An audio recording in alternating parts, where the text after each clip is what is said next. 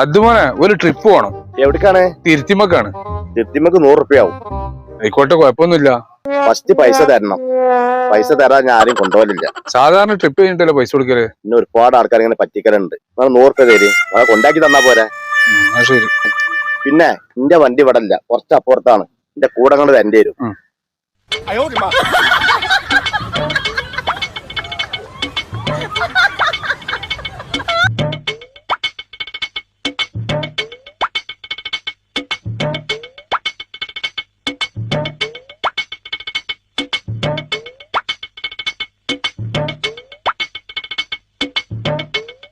എടാ ചെങ്ങായി, ഇന്നെന്തിനാ ഓടിച്ചേ?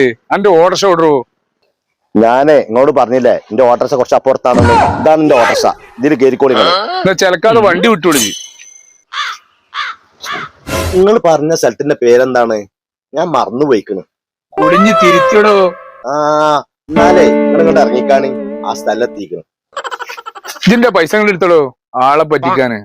ഞാൻ എന്തിനു നിങ്ങൾക്ക് പൈസ തരണം? ഞാൻ നിങ്ങളെ ഇങ്ങോട്ട് ഓടിച്ചാ കൊടുക്കുന്നത്. അന്നൊന്നും വിശ്വസിച്ച് വിളിച്ചാൻ പറ്റൂലടോ, എന്റെ കായും പോയി.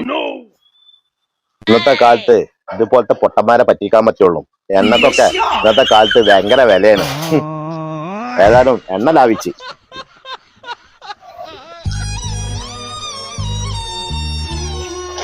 കിതച്ചേരനെ അതൊന്നും പറയണ്ട.